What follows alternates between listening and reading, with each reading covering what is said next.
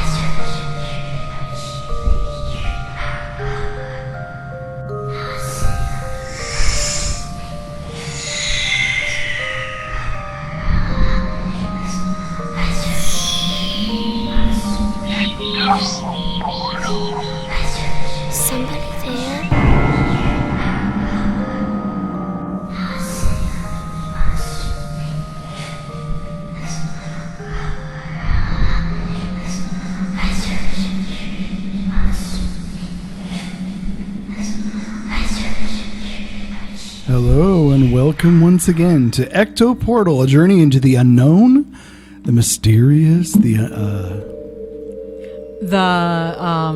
investigative, yeah, definitely spooky. The spooky, the investigating, secretive, the incredible, the incredible, the unknown, the unknown, and for the very patient who have the patience to investigate it and learn about it. That was a long one, wasn't it? That was very long. I'm Anthony Anderson, your host, and I'm here with my co-host, Verna Wilson. And welcome to Ecto Portal. Tonight's show, of course, is going to be GHOSTWATCH, the legend of BBC's GHOSTWATCH. For those of you that don't know about this show, I think you're going to find this interesting. I had never heard of it until I stumbled across it.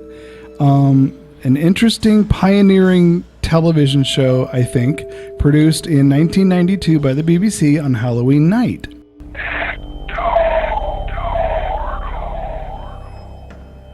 And tonight's show is the legend of BBC's GHOSTWATCH. But tell them what you saw first before we get into the show. Okay, good idea. I forgot.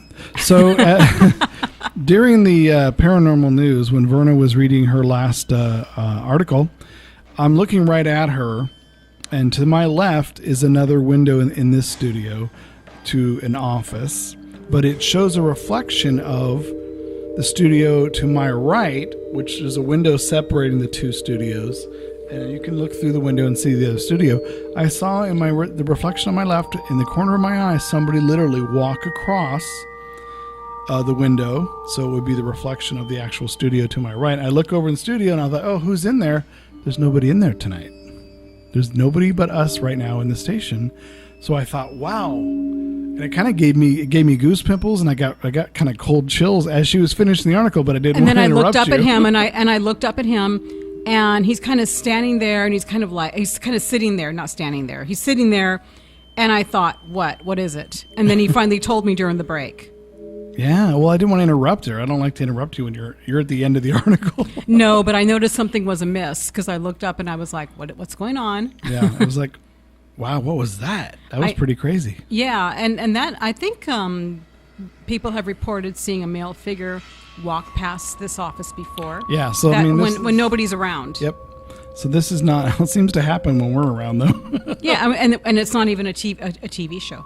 No, it's not. No, this is real life. See, if I had a camera, you never know where to aim the camera. You'll never catch it. That's not how it works. No, but in this building, it's not surprising. There was an article recently about an investigation in this building, but we'll talk about that another time. That's true. Yes, Tony sent that to me.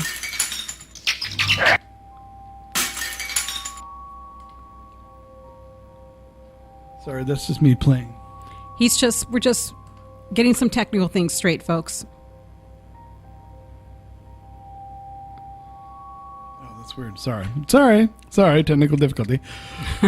So tonight's show, BBC's GHOSTWATCH. Now, I had never heard of this show I never heard of this until I stumbled across an article because it was Halloween time. I'm looking for future shows, not just Halloween. I mean, this is our topic year round. Right. Halloween all year round. Yeah, Halloween's all year for us. Right. So I'm thinking, sometimes you'll come across interesting ideas, articles, subjects.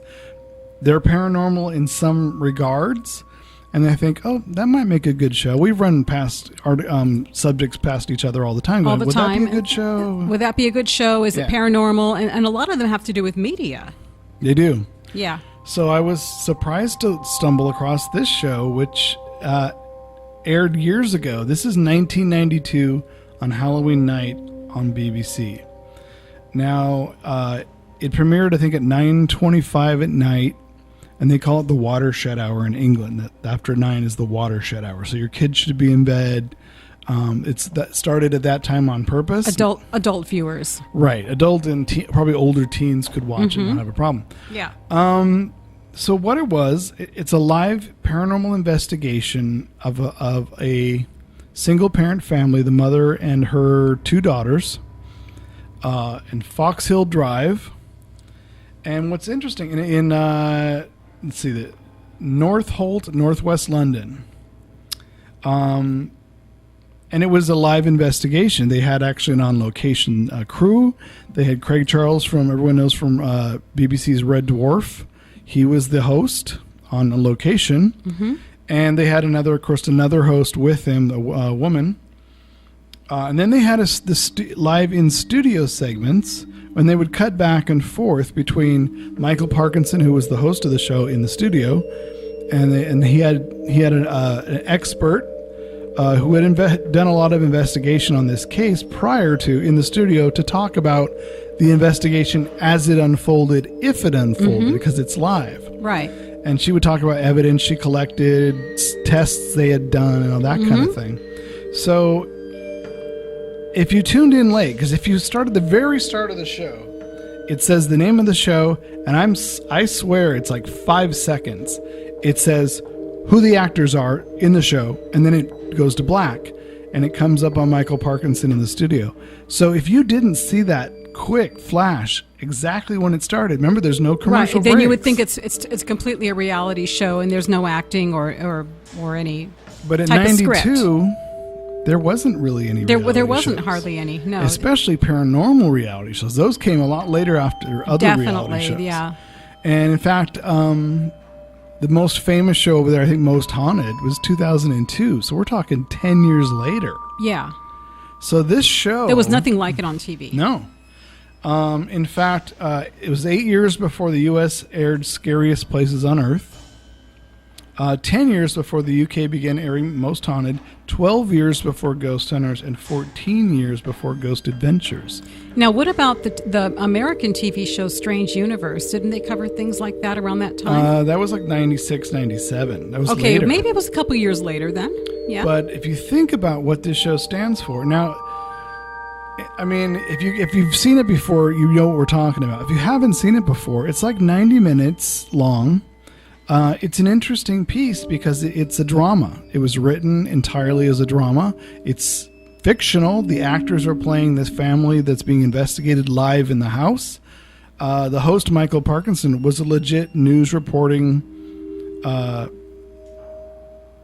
individual personality for the BBC. So he was like a serious presenter. Serious figure, yeah. For the most part. And the woman in the house was is on a children's program, and her husband's in the studio with Michael Parkinson, and then Craig Charles is a comedian on Red Dwarf, which is a sitcom, and the sci-fi sitcom. But the way they present, going back and forth, I mean, the cues, the going from live footage, that's all pre-recorded. So you got to think it's not even really live; it's pre-recorded. Right. Unless, as far as I understood it, it was pre-recorded. It wasn't, that part wasn't shot live, but maybe it was. They made it look like it was, though. Yeah, they did a very good job that way. Very good, yeah. Again, it was Halloween night. It was scripted. It was not a real paranormal live investigation. And there was a pre-show warning. They say there was a pre-show warning. I didn't see it, but there was, and they announced the pre-show warning right in the beginning. The program was the brainchild of horror writer Stephen Volk, who originally conceived it as a spooky 6-part drama who was instead asked by the producer, Ruth Baumgarten, to create a 90-minute ghost story for broadcaster's Screen One series. The show was shot on videotape on purpose rather than film to give it a homemade feel. I said to her, why don't we do it instead as an investigation, a mystery story, pretending it's a live transmission from a haunted house? Volk recalls, I remember that moment very clearly when she got really excited by that. Volk's idea was arguably visionary, years ahead of scripted TV reality shows, where the likes of The Only Way is Essex routinely blur fact and fiction. The script went through numerous rewrites as TV executives continued to be confused by the concept. You got to think, back then, you're like, wait a minute, it's live, it's in the studio, and it's a paranormal investigation? It just wasn't done back then. And the way they did it, I kind of wish that some of the later ghost shows kind of modeled themselves on this, especially if they're doing the real thing. Because this was very serious. It was very serious in the beginning of the show. They're talking very seriously like newscasters, and they're warning people, don't watch this if you got a nervous affliction or whatever, or if you're emotionally fragile, don't watch this. Mm-hmm. And then it's just very quiet. And then there's these kids asleep in the house. It's really quiet. And there's a camera, like there's a live camera there, and they're pretending like it's been on half the night, and then all of a sudden there's like noise and there's like a poltergeist. Camera jerks around. The camera jerks around, and then all of a sudden stuff is being thrown. Bang, bang, bang, bang, bang, bang, bang, bang, and then the kids wake up and they yell and they run out of the room. And and for that to be scripted, that they did a pretty good job, because they get your attention. You're looking like, is anything going to happen? And you're like, we're watching along with them. Along with the camera. Like the opposite of what they do at ghost shows now, where they almost create drama within a real investigation to make it more exciting. Right. In this case, rather than have nonstop, it's a fictional drama, let's make it exciting. Let's do what a real investigation would be like, which is a lot of nothing. And it's very quiet. Yep. There's nothing going on. And then stuff just happens. And then it just, So they made it very spontaneous, like a real investigation would be. So I think, it was very, very cleverly written in that regard. So whoever wrote it did the research about real investigations, where a lot doesn't happen. Right. And they must have... And as you mentioned, they had a real person on the show who's done a lot of this. So, of course, they're going to make it look as real as possible. Yeah. Now, what I want to know is, why would somebody... the guy who's the main host, he's a serious news guy. Mm-hmm. Michael Parkinson. Michael Parkinson. Yep. Why would he agree to do something that's a total hoax, that seems real, to fool everybody? Why would he agree to do that? Why would Orson Welles do War of the Worlds live on radio for the same exact effect on Halloween night? Well, because Orson Welles was telling a story. But he was a very prestigious actor. Yes. Very well known, very classically trained. Why would he do a hoax? He wasn't. He told everybody it was only a story. He told it in the beginning. But in the beginning. So what? And then, is a hoax if you aren't aware of it, or is a hoax if you're aware of it and you're in on it? People were calling the station during War of the Worlds, and the person on the station said it's only a radio show. It's only a story. Mm-hmm. So You're saying, why didn't they do this in this one? Because I noticed that after the beginning, they really don't tell you this is fake in any way. Right, exactly. That's what I mean. Why would he agree to that?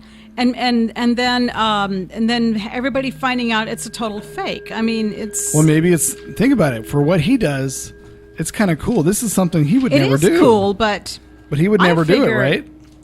It's cool, but it would have been cooler if they really did it. If it was the real thing, wouldn't it? Maybe. I don't know.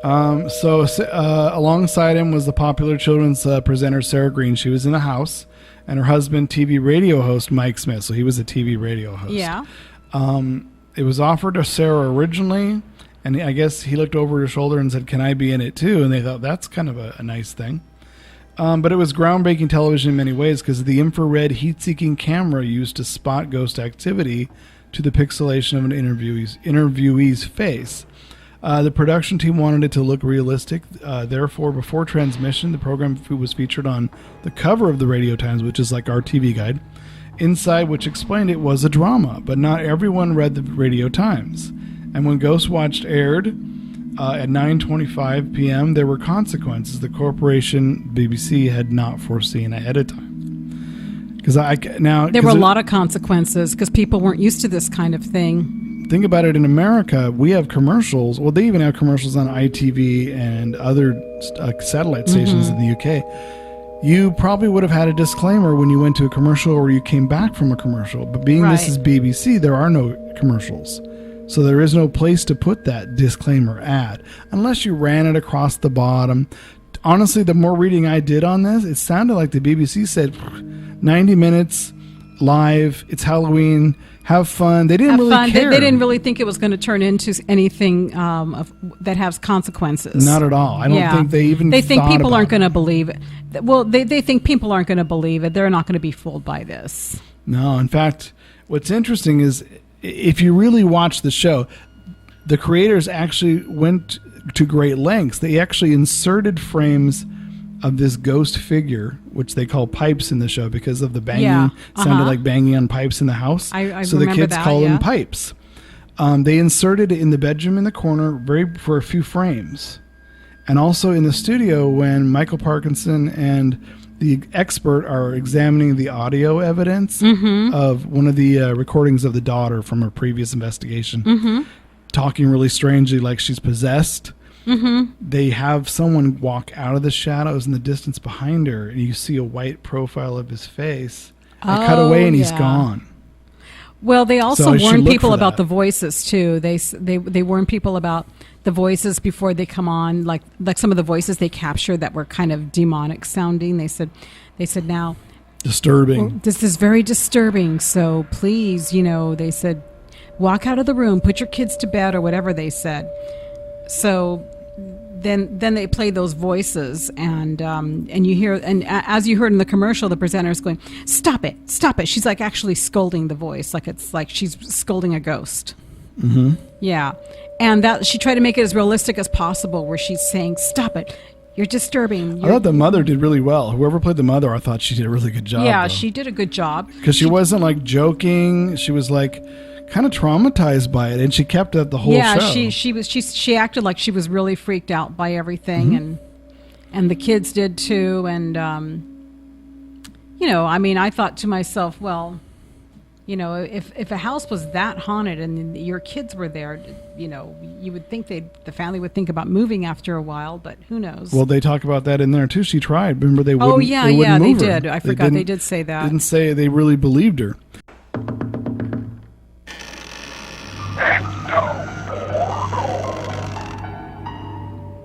Spoof and hoax were words that never crossed our lips, ever. It was a real shock to me that some people, right to the end when it becomes quite outrageous and OTT, nevertheless believed that it really happened. Mike! Oh my God, what's happened? There 2,500 individuals complained about Ghostwatch because they'd been duped. Well, they were just embarrassed, weren't they? Over, I believe, 200,000 people tried to call in at one point during the show. That's a lot of people. And didn't they give out a fake phone number? A fake phone number was put on the bottom of the screen. And it was, like I said, this was a drama that was written. There was actors playing the parts. It's actually based on the Enfield haunting, if you know that story. The mother and her two daughters, 3 daughters, I think. This is actually based on that case. Okay. So if you know that and you think about it, you're like, I can see the similarities of all of it now. Okay. In fact, if you ever saw The Conjuring 2, I don't think I ever saw that. The Conjuring 2 does the Enfield haunting case. So if you saw that movie and you watch Ghostwatch, it's all based on the Enfield haunting. So that's the basis of it.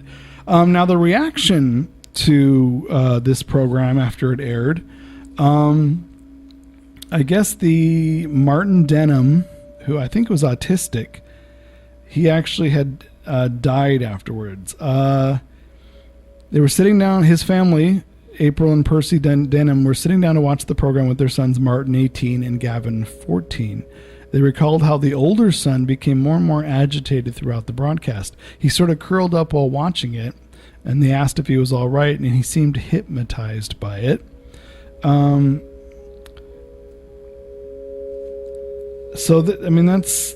I'm just trying to find the actual. Sure. It says 5 days after the broadcast, Martin killed himself. Oh yeah, wasn't he a factory worker as well? He was a factory, He might like a have young been. man. He was a factory worker, Yep. and he was very affected by this, and he left a note, right? It said in the wake of anger arose from the BBC, thousands of complaints. The Denhams noticed a change in Martin. The radiators in their house had a habit of being noisy when warming up, and Martin suddenly asked to move bedrooms, and he never explained why. He seemed entranced with talk of ghosts. He seemed a bit upset that things were happening at the time in the house that they had been happening on Ghostwatch, and the pipes were banging. 5 days after he killed himself, a note in his pocket addressed to his mother read, "If there is ghosts, I will now be one, and I will always be with you as one." The Denhams learned of his death when police came to their places of work. And Mrs. Denham said, "I went crackers. I started swearing when I heard about the contents of the note. I knew it was that program that did it." A judicial review the Denhams fought for led to an investigation by the Broadcasting Standard Commission, which concluded that the corporation, BBC, had a duty to do more than simply hint at deception it was practicing on the audience. There had been a deliberate attempt to cultivate a sense of menace, it added, and that the BBC issued an apology. The passage of time had seen the Denhams' anger cool a little, although they do not watch BBC channels or anything that features Michael Parkinson. Now they felt that the show was to blame for what their son did. And Exactly. Now you said in the beginning that he was autistic. That's what I read, that he actually had, either was him or it was a different one. I thought it was him. I swear they said he had autism. But why would you put your autistic son in front of a show like that might... I mean, what does he watch those kind of shows? That would affect... Well, what I was wondering is if he had some problems before that show and they just didn't... And this was just the tip of the iceberg that pushed those problems. Well, I mean, if you have autism, it's extrasensory. Even a normal sensor to you or me is overload for them. So what we may take as, oh, this is kind of creepy, is, oh my God, this is happening. This is real. What are they going to do? It's a panic. Yeah.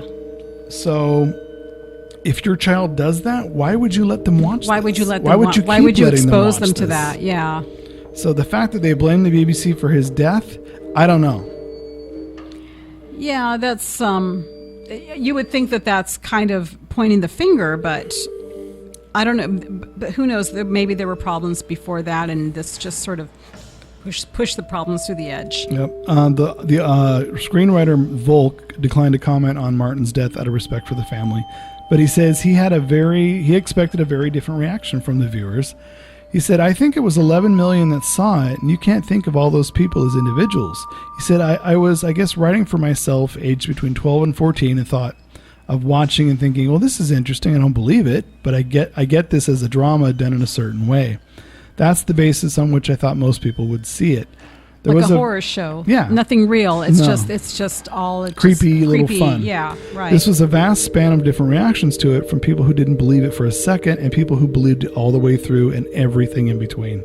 The aftermath meant the BBC distanced itself from Ghostwatch, so it was like, okay, never mention again.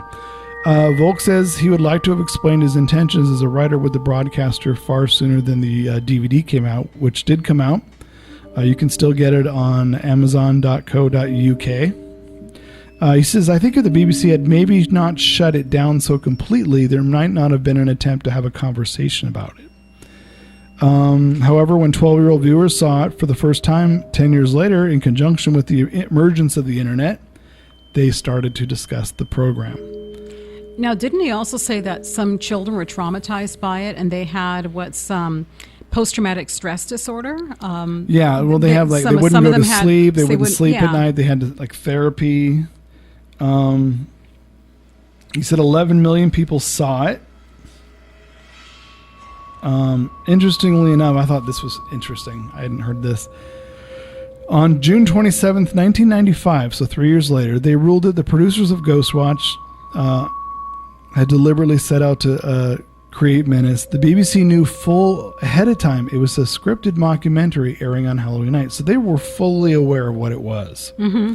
In a testament to Volk's commitment, he petitioned the BBC to allow him to try and insert a high-pitched warble on the soundtrack that would be audible to animals near the televisions, hoping their bizarre behavior would unsettle viewers even more. But it proved too technically impossible to do that. Various ideas were battered around to reinforce the disclaimer, but few made it to air. Mike Smith, Green's real-life husband and on-air BBC correspondent, appeared on the special, once told the Radio Times that he suspected things might go south. We had a meeting with the BBC days before the transmission, and we told them that this was going to cause a fuss. They told us, don't worry about it. It's being billed as a drama in the Radio Times, complete with a cast list, but we felt it wasn't enough. So that tells you that the creators said, guys, we got to do something. Right. And the BBC said, no. Don't worry about it. It's just a drama. There's a cast. They There's thought actors. everybody would just look at it as a bunch of hokey horror stuff, and they would just laugh at it and just laugh it off. Yeah. They didn't think it would have that kind of traumatic results. Now, some of the content, there's a one point where Craig Charles goes down the block to the local park where the two local women, the neighbors that live across the street, are talking. They're, in the actual playground with the grass and the swing sets. And they talk about their kids finding the dead dog that had been slit open. Oh, yeah. Back, I don't know how long ago it was, but... And they also had mentioned that there was like a child killer, murderer that was dead, that they all thought maybe this was him locally, because a 5-year-old had gotten stabbed in the playground or something previous to that. So I thought that was kind of vicious. That was. I mean, for 1992, that's kind of vicious. That went a little bit too far. It was very brutal, actually. I mean, just to create for reality, to create a make-believe reality show, that was a bit brutal. Yeah, I mean, I don't know if you needed the child killer aspect of it. Maybe someone got murdered or something, but I don't know. Sometimes the not knowing less to me is more creepy than knowing too much. Right, and the dead dog thing, and yeah, it was a bit brutal. And I mean, they have the crowds outside the house and all that. And, remember when I said in the studio they had the guy appear in the black behind her? Mm-hmm. Yeah. When the crowds are outside the house, they had the same figure walk up behind them and stand for a second and disappear. Oh, so they're having these pipes pipes appear throughout the show. And there actually was a website for years. It's gone now, I believe. I think it was like Pipes, GHOSTWATCH.com, Pipes or Pipes.com, where people reported finding pipes in other parts of the show over the years. And so all these reports from people, where to look. Now, what I was wondering when I first saw this, because I wasn't sure how much of this was scripted and how much of this was actual investigation. Yeah. And they had to tone it down because maybe some of it was a bit much. I mean, have they ever? I mean, I think possibly now. Okay. Considering that what the reputation was afterwards, do you think, you watching it, and you and I have done enough investigations to know what we've seen the real thing, that there could have been some real investigating involved in this, but they toned it down a lot and then they added the drama for the final thing? Do you think that some of it could have been there could have been some reality to this? Knowing that it was completely scripted, I don't think so. Because even one of the producers said it was rewritten several times. So they would have to go to the BBC and say, we're going to do this, this, and this. The BBC would say, we don't understand. They would have to rewrite it so they could understand it and read it. Do you know what I mean? Right. But I mean, wouldn't they have done that after they saw the actual clip and say, and let's edit this and let's add this and that, I don't know. I mean, wouldn't they have had to edit? But you got to remember, it's all scripted. Right, okay. The investigation is scripted. Yeah. The studio scripted. It's all on paper. Okay. So there is no chance, like, oh, look what happened, let's use that. It's all scripted. Right. It's like a film script, a television script. Okay. So there is no, like, oh, look at this interesting piece, let's write around it. They couldn't do that. No, Okay. because it was all written down. It would have been a kind of interesting if they actually did do that, and then they were able to. That would be an interesting concept if someone did that, like did a live investigation without knowing any of the people who did it, and then Right. incorporate it into a live studio interaction thing. Yeah, but there's an idea, folks. There you go. Ghostwatch 2. BBC, are you listening? Baby, actually, I think they should. Well, I don't know if they'll ever do another Ghostwatch after the consequences of this, but Well, they'd have a lot more of this is not real. This is, any similarities to people living or dead is coincidental. they should actually have those disclaimers later. Yeah. They should have, I think. But let's get to the stress part and to the part where that poor kid committed suicide. Mm-hmm. Okay, whenever let's use ourselves for an Oh, yeah, example. here you go. 2 10-year-old boys were suffering from panic attacks, sleep disturbances as a result of the broadcast. When the piece appeared, the journal correspondence from other doctors relating similar cases. So. Right, that's what I was. Yeah. That's what I was hearing about. Yeah, that's what I was reading about earlier. Now, let's use ourselves for an example, and some of the stuff that we've done. We have people sign a disclaimer Right. that because we realize something like this. Now, these investigations, anything to do with the supernatural investigations, can trigger nervousness. It can trigger anything, memories. Trauma. It can trigger things like that. You have to be very careful with what you're doing. Mm-hmm. So we understand that can happen, and people. I don't think people are careful enough, but they should be. So you would think that the BBC, if they're going to make this as real as possible, would totally put a disclaimer in the Play it up. so that just in case there's young kids If you watching feel and you react to loud noises, yeah, paranormal disturbances, you get nervous easy. I mean, Yeah, you don't don't watch. know. I mean, totally. You could totally have played that up. But the BBC didn't. I think they just didn't care. It's Halloween night. Everyone's out They trick-or-treating. thought, just funny. Who cares? It's a horror story. Everybody's going to laugh about it. Nobody's going to believe it.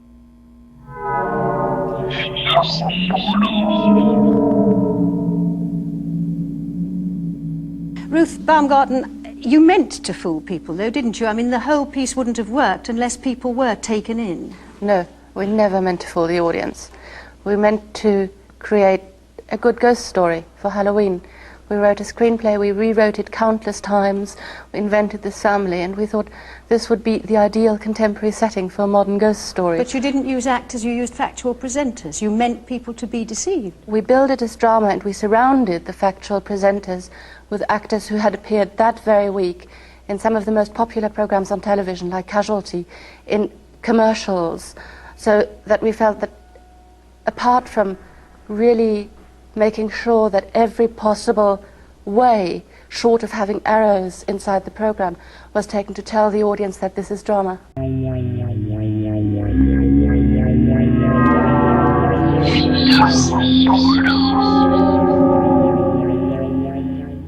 It's funny because years later, there's I guess lots of people who put on the internet what they thought of it when they were a kid when it aired. Other people are like, they thought it was slow. All of a sudden, the ending was just traumatic to people, and it is a pretty shocking ending. I'm not going to give it away for those that want to watch it.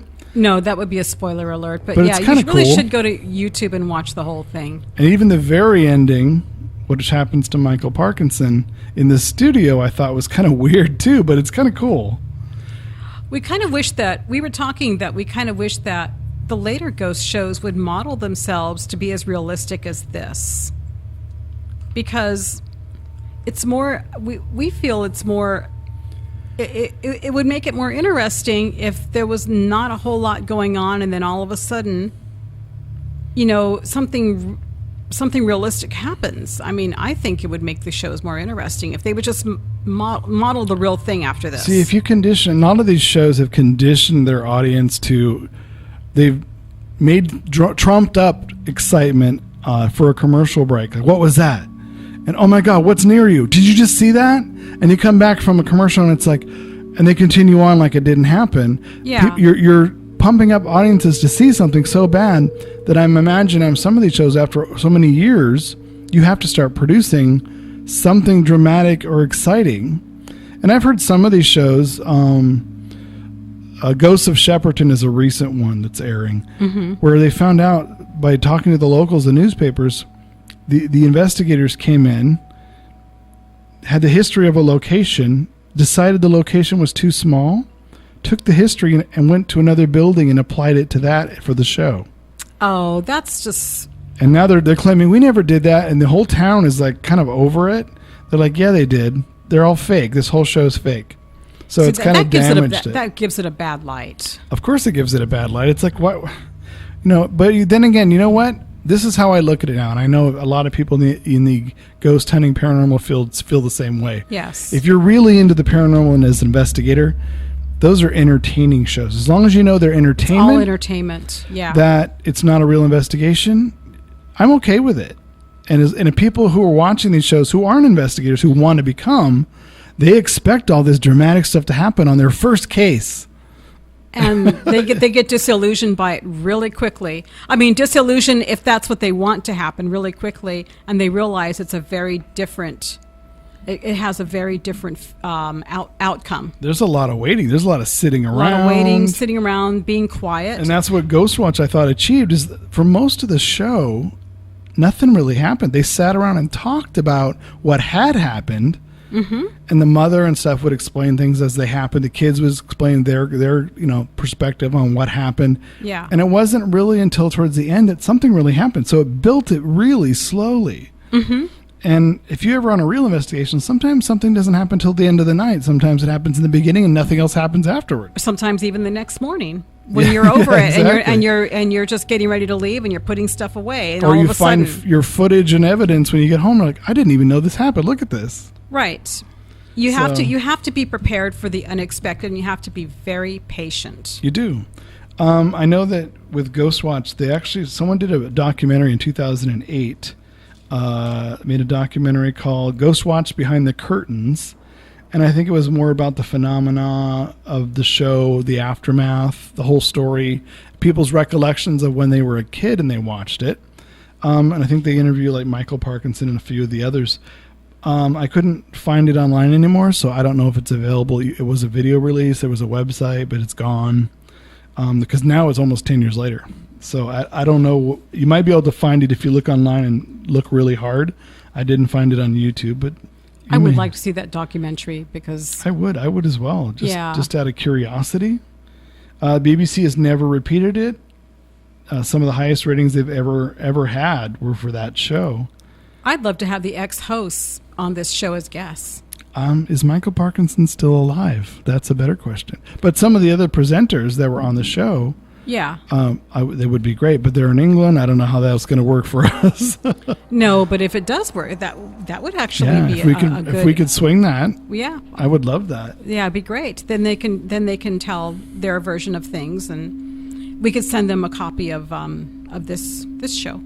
That's right. Yeah, to listen to. What's interesting though is for the time that it is, this 10 years before Most Haunted, where all the paranormal investigated shows started. England had theirs first with Most Haunted. Yeah.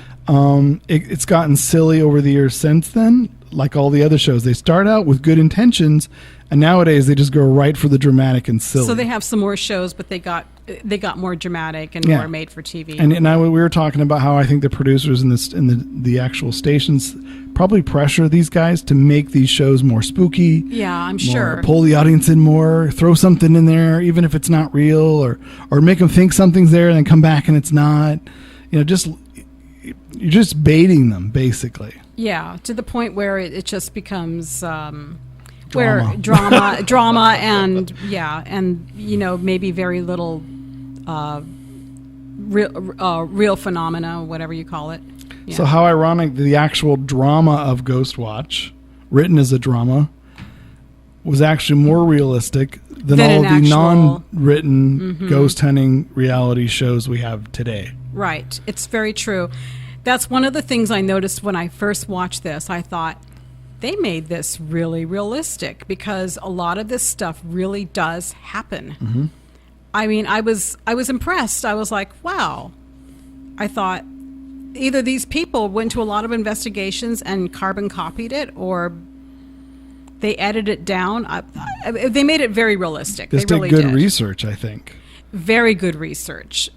So, I mean, and it takes a lot to impress me with something like that, but this really impressed me as the most realistic than the actual ghost shows. Yep, I agree. And one of I think the producer was on, they had like a town hall thing afterwards, and she was on there, and there was like a studio audience saying, "You traumatized my child," and oh my God. Yeah. And the producer's like, and they're like, "Well, you deliberately deceived us, and you didn't say that it was fake." And she's like, "Well, the cast list is in the Radio Times, and we told the BBC. I mean, we said it was a drama. We didn't say, here it's a live investigation, and that's all it was." So, I mean, would Michael Parkinson take part in a live paranormal investigation, or would he take part in a drama about a paranormal investigation? So that's a more interesting question. That's definitely a more interesting question. I wonder. I would love to find out what he thought. And that's why I think of this documentary, he probably says that. Mm-hmm. But I would love to hear his thoughts later. Like, I knew he wasn't. He was still proud of it because it caused such an amazing stir. I mean, people really took notice of that. So this is the kind of show we were talking about. If they did it today, it would have to be more extreme, and like you said, play up the warning. This could give you heart failure, or something like that. Play up the disclaimers. Yeah. So I mean, I don't know if they'd ever do that nowadays, because now, like you said, they do it every week. So people are possessed every week, and it looks like an episode of Scooby-Doo every week on some of these paranormal shows. Good way of putting it. Yes. Phantoms chasing people up and down hallways. I remember Scooby-Doo. That's funny. Yeah, actually, Scooby-Doo is probably more credible in some of these shows. At least the ghosts look a little more interesting, I guess. But you never saw Scooby get possessed, or no, you never Shaggy. saw that. They got possessed I by. wish Linda were here. She used to do a really good imitation of Scooby-Doo. Oh, that was pretty good. I like that. Scoob. With his Scoob. With his. That's funny. Okay, well, that's Ghostwatch, which I thought was an interesting case. It's still fascinating. If you're a real paranormal investigator, I highly suggest you seek this out. Good. Either go to YouTube and watch it, or you can. I think it was cheap. I think I got it for $8 on Amazon UK. But it's an interesting program to watch. It's definitely the granddaddy of paranormal live investigation shows, I think.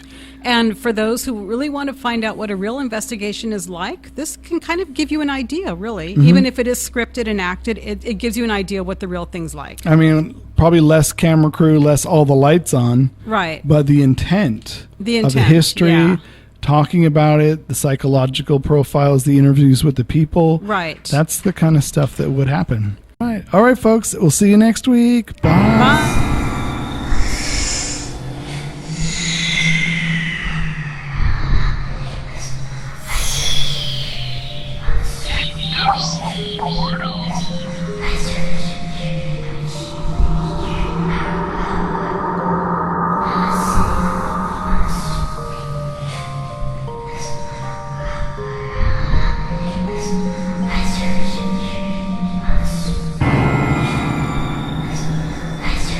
Royalty-free, copyright-free music by Kevin MacLeod and Ross Bugden.